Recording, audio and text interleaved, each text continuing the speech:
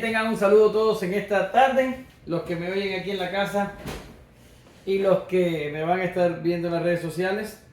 Seguimos con las clases del Catecismo de Heidelberg y hoy vamos a estar terminando con nuestro domingo 33. Bueno, empezando y terminando. Vamos a leer las preguntas y después oramos y ya ustedes saben cómo funciona. Hemos estado haciendo esto ya bastante tiempo. Yo empiezo y ella le continúa y dice así la pregunta 88. ¿Qué involucra un arrepentimiento o conversión genuina? ¿En qué consiste la muerte del antiguo yo? 90. ¿En qué consiste la vivificación del nuevo yo? ¿Qué son las buenas obras? Muy bien, vamos a orar. Son 4. 4 preguntas. Gracias te damos, Señor, te agradecemos en esta tarde por tu palabra, porque tú nos enseñas en ella y porque tú nos dices cómo debemos hacer las cosas. Gracias, Señor, porque esta es bendición tuya, porque si no fuera por tu revelación, no supiéramos por nosotros mismos, Señor, qué es lo que te agrada y qué es lo que debemos hacer. Padre, te bendecimos, pedimos que tú ayudes a los niños a entender y a los que me escuchen en internet también. En el nombre de Jesús, ayúdanos a practicar todo lo que aprendamos. Amén. Bien, las preguntas son bastante fáciles y se responden con conocimiento anterior que hemos tenido. Ahora, sí está muy interesante la clase porque nos corrige de asuntos que a veces damos por sentado o que mal interpretamos. Gracias a ella. Y vamos a estar explicando algunos conceptos, algunas cosas que van a traer mucha claridad a este particular. Bien. ¿Qué involucra un arrepentimiento o conversión genuina? Ahorita estamos ella y yo hablando sobre eso y vamos a buscar en la Biblia un texto que es importante que valoremos antes de tratar este tema. Bien, el texto es Primera de Juan 2:18 y dice así la Biblia: salieron de nosotros, pero no eran de nosotros, porque si hubiesen sido de nosotros, habrían permanecido con nosotros, pero salieron para que se manifestase que no todos son de nosotros. Ahora, vamos a hacer un gráfico en la pizarra, porque me gustan los gráficos, nos ayudan a entender. A veces leemos como si fuera leemos la Biblia como si fuera un periódico y resulta que no entendemos nada. Y a veces hay que hacer gráficos y hay que dar explicaciones necesarias para entender. Pero vamos a suponer que esto que está aquí es un nosotros. ¿Ven? Y podríamos conceptualizar que un nosotros es, ¿qué cosa? Iglesia. Que iglesia no nos estamos refiriendo a un edificio, nos estamos refiriendo a un grupo de creyentes. Eso es lo que significa la palabra iglesia. ¿Ya? Y vamos a estar viendo Primera de Juan 2:19. Primera de Juan 2:19. Y Juan está diciendo, salieron de nosotros. ¿Ya? Ahora, está diciendo, salieron de nosotros. ¿Quiénes salieron? Bueno, vamos a decir que entre nosotros hay no solo cruces negras, sino que también hay esferas moradas o rosadas. Bien. Ahora, cuando vamos a el contexto de lo que está hablando, Juan dice, ya es el último tiempo y según oíste el anticristo viene. Ahora así han surgido muchos anticristos, por eso conocemos que es el último tiempo. ¿Qué es lo que sale de nosotros? Bueno, según el contexto de Juan, son anticristos. ¿Y qué es lo que es un anticristo? Es una persona que se opone a Cristo. En otras palabras, un falso creyente. Una persona que pudiera parecer un creyente externamente, pero no lo es. Pero Juan dice, salieron de nosotros, pero no eran de nosotros. Porque, ¿qué dice? Porque los que son de nosotros habrían permanecido con nosotros. Por tanto, hay una característica, o podemos sacar una conclusión de lo que Juan está diciendo aquí. Y la conclusión es que puede haber, y no es que puede, es que hay, pero vamos a ponerlo así, puede haber en una congregación falsos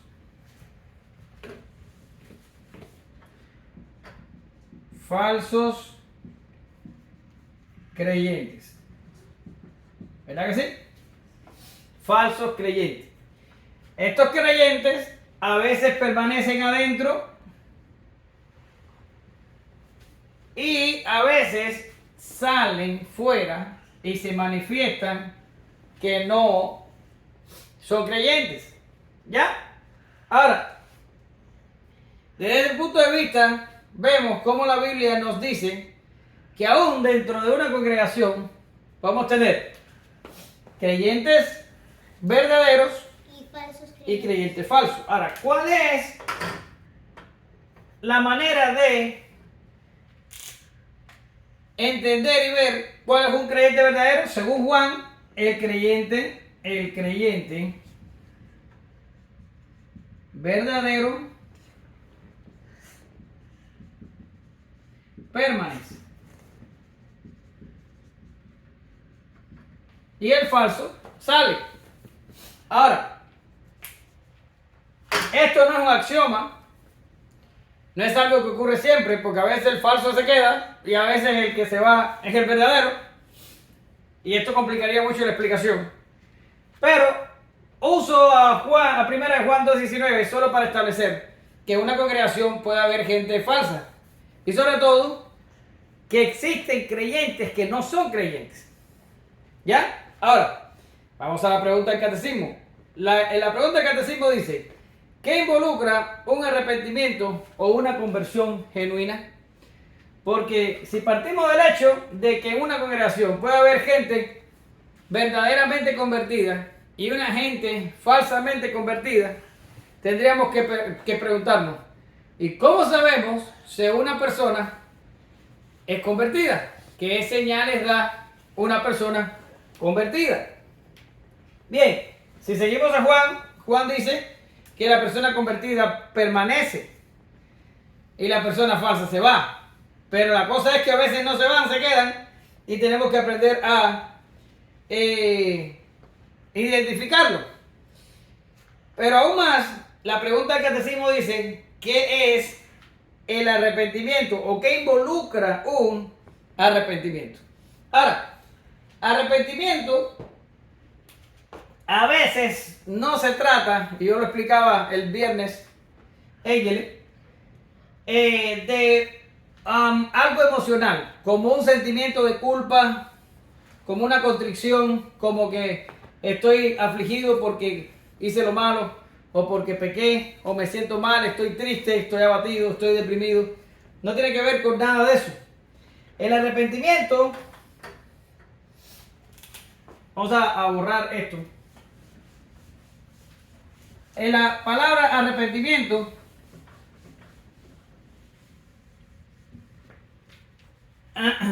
el arrepentimiento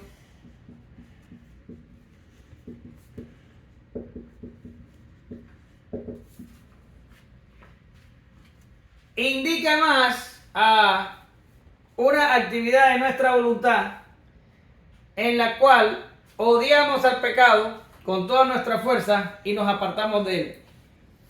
El arrepentimiento es acción voluntaria de odiar el pecado y apartarnos de él. ¿Ya? Ahora, la pregunta dice, El arrepentimiento, para que sea genuino, o la conversión para que sea genuina, se necesita ver frutos de que la persona que supuestamente ha sufrido arrepentimiento y conversión odia el pecado y se aparta de él. Es que la persona, por medio de sus acciones, demuestre que peca menos, pero que cuando peca, odia su pecado y se odia a sí mismo por haber cometido el pecado. Si yo tengo una gente dentro de una iglesia que peca y no le importa, dice, pues ni modo, los seres humanos pecan. Y se lo toman como algo trivial, como algo banal. ¿Qué yo tendría que suponer de esa persona? ¿Ella? ¿Que esa persona es qué cosa? Falso creyente. Es un falso creyente, pero tú estudiaste una palabrita hace unas semanas atrás que también lo categoriza. ¿Qué palabrita fue? Es un impenitente. Y no tomarse en cuenta seriamente la gravedad de pecar y no arrepentirse adecuadamente de él es causa de... ¿Qué cosa de ella? Es causa de excomunión, porque no deben estar entre nosotros las personas que tengan una vida que no les preocupa el efecto del pecado. ¿Ya? Ahora, dice, conversión genuina. ¿Qué vendría siendo una conversión genuina? Bien, llamamos conversión, y esto es para niños, no lo puedo complicar demasiado. Llamamos conversión a una persona que ha vivido, vamos a suponer, ha vivido como no creyente un tiempo de su vida y en un momento de su vida ejerce fe, cree en Jesucristo y comienza a vivir como creyente. ¿Ya? Llamamos conversión al momento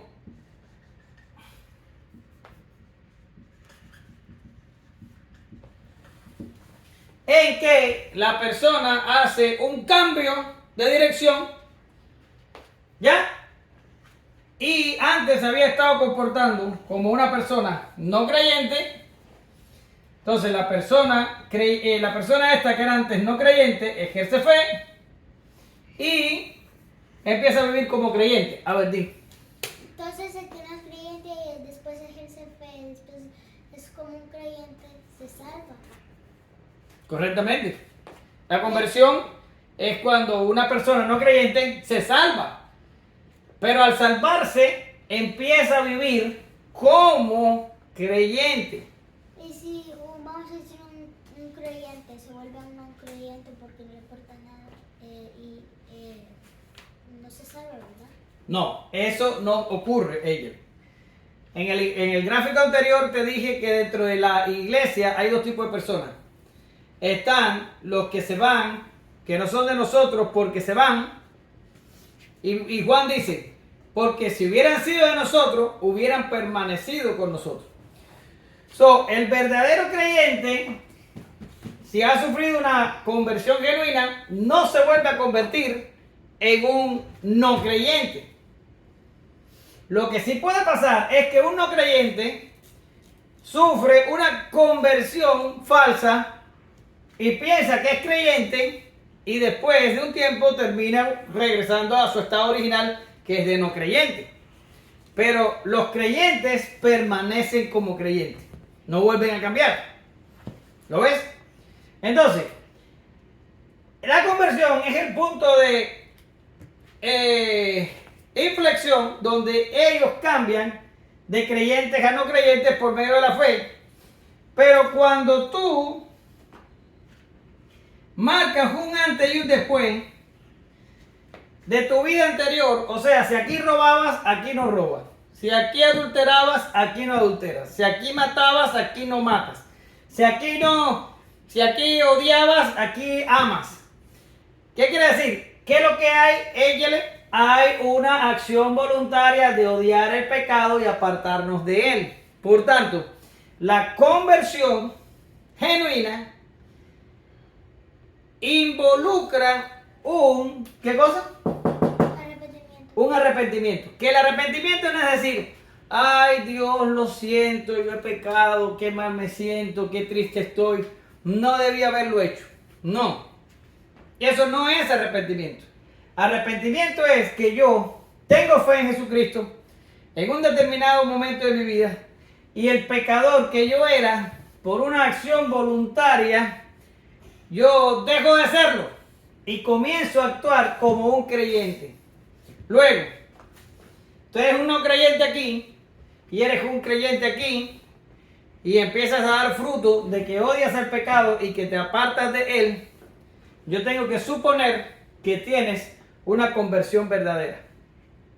Pero si tú eres no creyente, ejerces una fe, entre comillas, y sigues viviendo como si fueras un no creyente, pecando y mintiendo, haciendo el mal, yo tengo que suponer que no tuviste una fe verdadera cuando creíste, que no sufriste una verdadera conversión y en realidad tú simple eres un no creyente o un incrédulo o un impío o un mundano o un impenitente que piensa que es cristiano, pero no lo es. ¿Lo ves? Entonces, ¿qué es lo que involucra la conversión y el arrepentimiento genuino? Lo que involucra es odio al pecado, apartarnos del pecado, involucra fe, involucra un cambio en la vida que antes vivías de una manera y ahora terminas viviendo de otra. ¿Ya? Ahora, en el caso de ustedes, que son niños y que han tenido instrucción bíblica desde pequeños, no pasa como aquí, aunque ustedes también van a pasar por la experiencia de la conversión y van a pasar por la experiencia del ejercer fe. Tienen que ejercer fe para poderse salvar. Esto le pasa a todos, a ustedes también. Pero ustedes lo que no van a tener es una vida totalmente de pecado y de errores, porque desde pequeños les estamos sembrando la palabra de Dios para que no tengan que pasar por esta cantidad de experiencias negativas que hay aquí. Con el favor de Dios, y si Dios nos responde a nuestras oraciones, lo más probable es que ustedes pasen a la conversión sin vivir una vida impía de no creyentes. ¿Ya? Y ustedes ven este cambio un poco como que no se nota. Pero una persona que viene con una vida pecaminosa de dolor, de errores y de problemas, el cambio tiene que notarse. El creyente tiene que cambiar cuando cree. ¿Ya? Ahora, el catecismo lo pone de una manera interesante y el catecismo dice que involucra un arrepentimiento, conversión genuina. Él dice dos cosas: la muerte del antiguo yo y la vivificación del cuerpo del nuevo. Ahora, ¿qué está haciendo el catecismo? El catecismo dice, aquí hay un nuevo yo. Nuevo yo. ¿Ya? Y acá hay un antiguo yo. ¿Ya? Ahora, ¿qué es lo que pasa en el momento de la conversión? El yo es muerto y el otro es vivificado. Ahora, esta respuesta, con el perdón del catecismo y de los hermanos, está un poco simplista. Que da una respuesta que en la práctica no se muestra tan así. Ojalá, pero no. Porque el antiguo yo, la conversión tiende a matarlo y el Espíritu Santo por medio de la santificación tiende a matarlo, pero lo cierto es que no ocurre tal cosa como una muerte definitiva del antiguo yo, como tampoco el nuevo yo en todos los casos sufre un proceso continuo de vivificación. ¿Qué quiero decir? Que más bien lo que pasa una vez que somos convertidos en creyentes, el antiguo yo se queda como sobreviviendo ahí y el nuevo yo con el favor de Dios, empieza a ganar fuerzas por medio de la santificación y aparece una palabrita que aparece aquí ella, mira. Conflicto. Conflicto. ¿Y qué es lo que significa la palabra conflicto aquí? Es como... Significa que vas a tener la disyuntiva cuando vas a hacer algo malo, vas a tener y vas a decir, ¿lo hago o no lo hago? El antiguo yo te va a decir, hazlo, hazlo. Véngate de la amiguita de la escuela. Pórtate mal en la escuela. Desobedece a tus padres. El antiguo yo te va a decir eso. Pero el nuevo yo te va a decir, no, a Dios no le agrada eso. Dios te dice que tienes que portarte bien, que tienes que respetar a tus padres, que no te puedes vengar de tus amigos. Y tú vas a tener un conflicto interno tremendo. Y no vas a saber qué hacer. Y a veces vas a actuar a favor del nuevo yo y a veces tristemente vas a actuar a favor del antiguo yo. Y eso es lo que marca una vida cristiana de victorias y derrotas, victorias y derrotas. Y a veces así pasa desgraciadamente. En un mundo ideal, el yo antiguo debería estar muerto y el yo nuevo debería crecer hasta parecernos todos a Cristo. Pero en la vida, ese es lo ideal, pero en la vida real a veces eso se vuelve un poco más difícil de lograr. Ahora, hoy se predica un evangelio en otras iglesias y en otros lugares que dicen que Cristo lo que quiere es que nosotros seamos prósperos y que tengamos una vida abundante y que Cristo quiere que nosotros triunfemos y no sé qué. En realidad, Cristo no quiere nada de eso. Dios lo que quiere y Cristo lo que quiere es matar literalmente nuestro antiguo yo, nuestro orgullo, nuestros egoísmos, nuestro pecado. Lo quiere matar y enterrar y vivificar el nuevo yo, que dice la Biblia que el nuevo yo es un hombre que anda en justicia y santidad de la verdad. ¿Ya? Pero no es tan fácil como que se muere uno y vive el otro. Generalmente conviven los dos y produce conflicto y es de verdad difícil de manejar. Ahora, dice, ¿en qué consiste la muerte del antiguo yo? ¿Y en qué consiste la vivificación del nuevo? Ok, esta pregunta la voy a responder rápido porque me queda poco tiempo y quiero ir un momentico a buenas obras. Pero además, esta pregunta no es difícil de entender y ya hemos tocado cosas como esta en clases anteriores. Ahora, ¿cómo yo mato al hombre viejo? ¿Cómo lo mato? Dice el catecismo, significa estar genuinamente arrepentido del pecado, odiar más y más al pecado y huir de él. ¿Ya? Eso es lo que hay que hacer con el antiguo yo. Ahora, ¿cómo hago que viva el nuevo? Significa alegrarse de todo corazón en Dios a través de Cristo, amar y deleitarse en vivir según la voluntad de Dios por medio de realizar todo tipo de buenas obras. Eso es lo que dice el catecismo. Pero ahora, yo voy a meter un concepto aquí que es puritano y que es bueno y que podemos manejarlo a pesar de que le esté hablando a niños. ¿Por qué razón? Porque a veces pensamos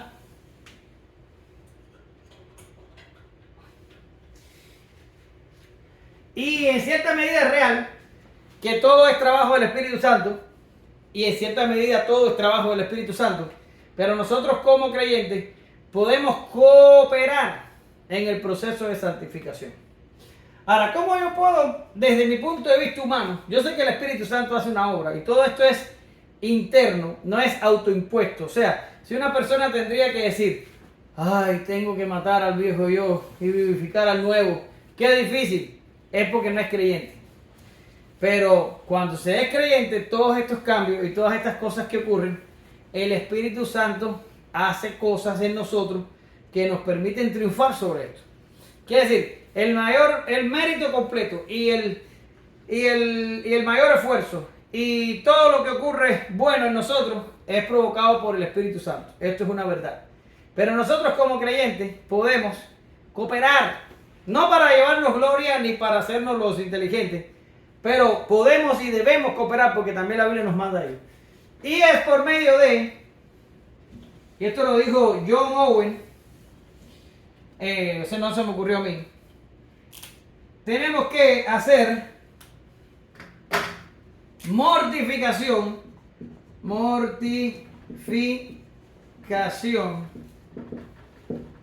del pecado.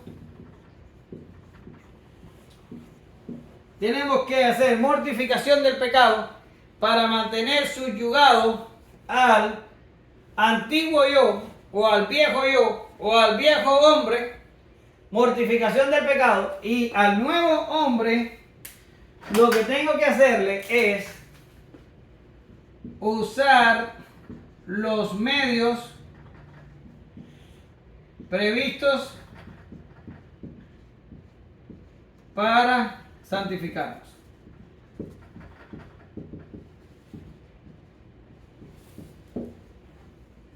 ¿Ya? ¿Qué es mortificación del pecado? Mortificación del pecado es luchar una guerra literal y desgastante contra nuestros apetitos pecaminosos. ¿Qué quiere decir? No es simple ignorar el pecado y decir, te ignoro, no estás ahí, no, porque si está ahí, no importa que lo quieras ignorar, ahí está. Sino es que debemos desarrollar. ¿Usa los medios para qué? Para santificarnos. Ah, eso es una R, no parece. Es una R. Parece una Z. Santificarnos. Tenemos que agarrar nuestro pecado y subyugarlo, tener una guerra contra él, constante y vibrante. No es como decir, bueno, pues el Espíritu Santo me ayudará. No. Yo tengo que tomar medidas con el pecado. Por ejemplo, si yo sé que las bebidas alcohólicas me gustan, no voy a ir a un bar o no voy a ir a una liquor store a tratar de mirar qué bonitas están las botellas, porque lo más probable es que voy a salir con una bajo el brazo. Sino alejarme de esas cosas. Y si me invitan a una fiesta, un compañero de trabajo, una familia mía, lo primero que tengo que preguntar, ¿va a haber bebidas alcohólicas? Sí. Pues no voy. Porque sé que la posibilidad de que tome y me emborrache es alta. Eso es mortificación del pecado. Y hay un libro de John Owen completo explicando muchas más cosas sobre esto, pero esto es para niños, no puedo complicarlo demasiado. Ahora, usar los medios previstos para santificarnos. ¿Qué pudiera ser un medio previsto para santificarnos? Leer la Biblia, estudiar la Biblia, orar, ¿verdad? Asistir a la iglesia, congregarnos, tener un tiempo prolongado de exposición a la Biblia. Porque piénsalo, si te pasas en la escuela 8 horas, que es rápido, que me está acabando el tiempo. ¿Te faltó algo? Alabar a Dios. Cantar, muy bien, eso también es un medio para santificarnos, muy bien, Isaac. Si te pasas 8 horas en la escuela aprendiendo cosas que nada tienen que ver con la Biblia, que nada tienen que ver con Dios, y después llegas a la casa y nada más te pasas media hora, si acaso, usando los medios previstos para santificación, ¿qué tú crees que va a pasar? ¿Quién va a ganar? ¿El nuevo yo o el viejo yo? El viejo yo. El viejo yo. ¿Ya? Entonces tenemos que tratar de equilibrar nuestra vida de tal forma que los medios previstos para santificarnos sean usados de una forma más permanente para que el nuevo yo se santifique, se fortalezca en detrimento del antiguo yo, porque como mismo estos medios ayudan a que el nuevo yo se fortalezca, estos mismos medios ayudan de que el antiguo yo se debilite. Bien, ahora me quedan 2 minutos para hablar de buenas obras. Y yo sé, ella y Isa, que ustedes han estado viendo videos en YouTube y en algún momento han visto este tipo de videos que les voy a decir. La gente que viene, el millonario o la persona con dinero, y hay una persona ahí necesitada y viene y le regala mucho dinero. Y entonces lo filman con el celular y sale entonces por los medios redes sociales. ¿Lo han visto? Un video jugando, estaban como jugando un juego. Ajá, pero le regalan dinero, ¿verdad? Y hay gente que ayuda a otras personas necesitadas y lo filma con el teléfono y lo pone rápido en las redes sociales. Esta conducta no es nueva. Esta conducta existía en los tiempos cuando Jesús caminó por esta tierra. lo que no había teléfono para grabarlo, ni redes sociales para postearlo. Pero había gente que cuando iban a ayudar a los pobres, o cuando iban a hacer buenas acciones, tocaban trompetas y trataban de anunciar la buena obra que estaban haciendo. Y el mismo Dios dijo que esas personas que hacían eso ya obtenían ahí mismo la recompensa. Pero que nosotros cuando hiciéramos ese tipo de obras, que lo hiciéramos de una forma tan discreta, que nuestra mano izquierda no supiera lo que estuviera haciendo la derecha, o viceversa, para que nuestro Padre, que ve en secreto lo que hacemos, nos recompense en público. Ahora, las buenas obras no es solo hacer buenas acciones, porque el ser humano tiene un corazón tan corrupto y somos tan depravados que a veces hacemos buenas acciones para beneficiarnos a nosotros mismos. De alguna manera, para beneficiar nuestro ego, o nuestro orgullo, o nuestra opinión delante de otras personas, para que la gente diga, ay, qué buena es Angel, o qué bueno es Heisa. Cuando hacemos las cosas motivadas, ya voy a acabar, cuando hacemos las cosas motivadas por algo dentro de nosotros, entonces no es una buena obra. Ahora, ¿qué es entonces hacer buenas obras? Tú diste una respuesta interesante antes de empezar la clase. ¿Qué es hacer buenas obras? Es no pecar. Es no pecar. Eso sería una buena obra. No pecar. Ahora, ¿qué sería una buena obra? Bueno, las buenas obras lo que tienen lo que las hace legítimas es que son producidas y llevadas a cabo por medio de la acción de Dios en nosotros. La Biblia dice que Dios es el que pone tanto el querer como el hacer por nuestra buena voluntad. ¿Qué quiere decir? Que cuando hacemos buenas obras no se nos ocurren a nosotros, Dios las pone en nosotros por su buena voluntad. Y cuando las estamos haciendo, Dios a través de nosotros las hace. Por tanto, nosotros al final somos un mero instrumento en esto de hacer buenas obras. Pero Efesios 2, vamos a ir ahí un momentico, yo sé que es tarde, pero ni modo. Efesios 2 dice una cosa interesante. Porque somos hechura suya, creados en Cristo Jesús para buenas obras, las cuales Dios preparó de antemano para que anduviésemos en ellas. Ahora, estas buenas obras, en realidad, están enraizadas en la actividad divina del Espíritu Santo en nosotros y están enmarcadas en no solo darnos el querer hacerla sino el producirla, y son buenas obras que están circunscritas a sujetarnos, cumplir la ley de Dios. Por tanto, cuando nosotros cumplimos la ley de Dios, cuando la cumplimos por medio de la actividad misteriosa del Espíritu Santo en nuestra vida, estamos haciendo buenas obras. Claro, la Biblia te dice, ama a tu prójimo como a ti mismo, ¿verdad que sí? Y cuando tú haces acciones de amor hacia tu prójimo, producidas por Dios en ti, se te considera buena obra. Ahora, ¿las buenas obras sirven para salvarse ellas? Sí, no. ¿Sí o no? ¿Sirven? No sirven. Porque no es por obra, para que nadie se gloríe. Ahora, si de este lado del creyente no hay buenas obras, entonces tenemos que cuestionar todo lo que hay de la parte de acá. Porque, como dice la Biblia, el árbol bueno, ¿cómo da el fruto? Eso lo vimos en la clase pasada. El árbol bueno da buenos frutos. Y el árbol malo da malos frutos. Tú leíste el texto ayer. Porque el buen árbol no puede dar malos frutos y el mal árbol no puede dar buenos frutos. Yo no sé dónde estaba ayer.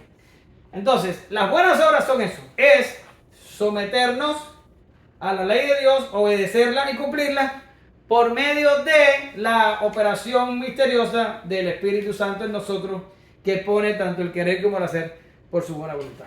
Eso es una buena obra. ¿Ya está? Bien. Vamos a orar. Saludamos a Nelson, a Liz y a Derek allá en Florida. También Mirtique en Cuba, que ve los videos, y me estuvo diciendo Roxana y Daniel que ellos también lo ven. Así que les mandamos saludos. ¿Puedo orar? Orar solo por la despedida, ¿ok? No es el culto familiar. Dale, ora. Jesús, gracias por este día que nos has dado una enseñanza en esta clase.